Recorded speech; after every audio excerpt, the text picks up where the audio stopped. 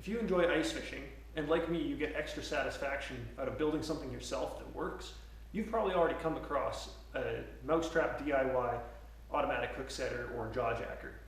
Chances are also decent that you've already built one or two yourself. And so I have some good news, which is that you can implement this improvement without any modifications, or maybe even just minimal modifications to your existing setups.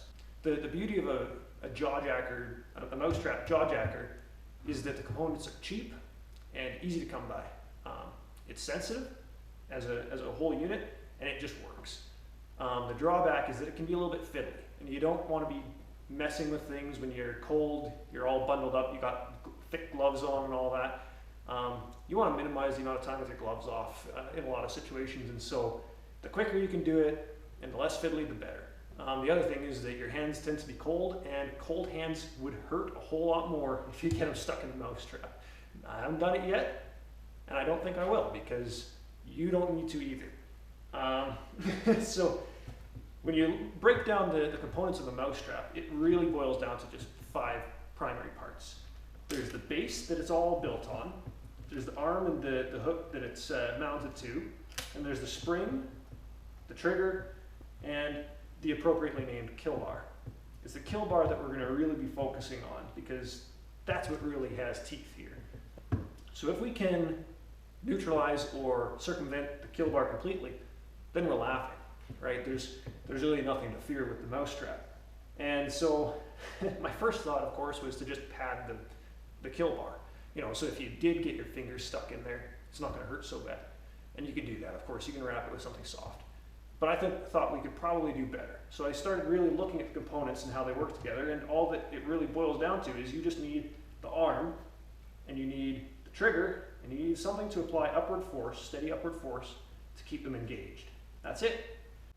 You actually don't even need the kill bar at all. So initially I built a prototype very quickly by just setting in a small spring, a squat little spring, to apply that upward force to the arm. And it worked. But you don't even need that. All you need is something, anything, to apply a nice, steady upward force, which we already have. So all you got to do is you tie some monofilament or something like that to the tip of your rod here. I like to use 20-pound monofilament, something that's a little bit different than my main line, that won't tangle super easily. It's also easy to tell apart from it. Stiff enough that it doesn't wrap around the rod tip so much, and it doesn't wrap around your line when you're fishing.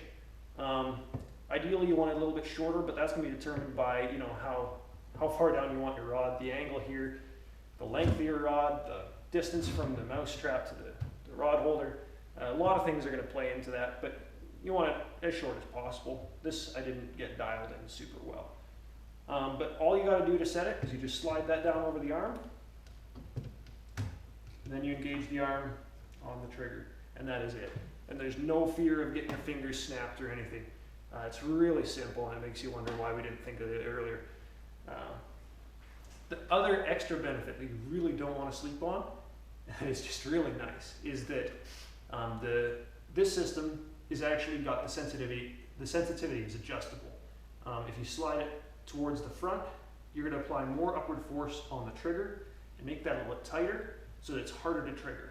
That's going to decrease your sensitivity, and then of course, conversely, if you slide it back towards the back here, it applies more upward force on the hook back here and takes some force off the trigger, making it much simpler, much more sensitive.